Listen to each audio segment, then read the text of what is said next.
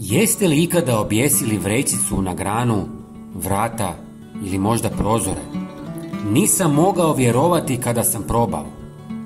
Ovaj jednostavan trik daje fantastične rezultate, a nitko za njega još ne zna. U ovom kratkom videu pokazat ću vam zašto biste ga trebali isprobati, stoga svakako ostanite s nama do kraja videa. Prvo što će vam trebati je jedna prozirna vrećica. Ja koristim ove sa zatvaračem jer su najbolje, ali bilo koje mogu poslužiti. Zatim od folije napravite ovakve male komadiće. Prijatelji, napišite mi odakle me gledate, jer ja sam iz Hrvatske i volim upoznavati ljude iz cijeloga svijeta. Hvala vam.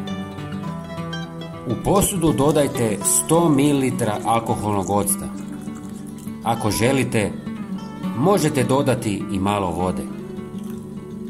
Zatim ubacite par kapi eteričnog ulja mente, lavande ili limuna. Sada ulijte ovu tekućinu u vrećicu.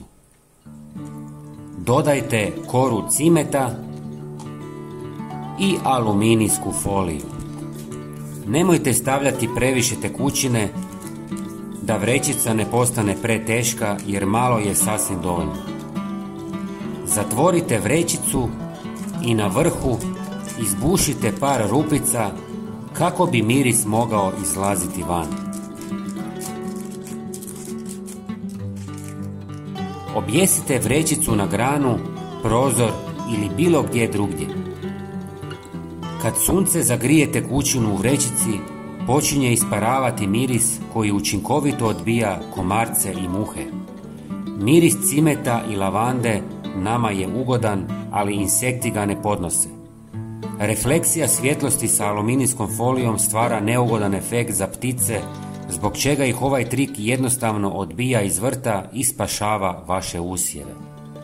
Prijatelji, svakako podijelite ovaj trik na društvenim mrežama kako bi ga vidjelo što više ljudi. Hvala vam i pozdrav!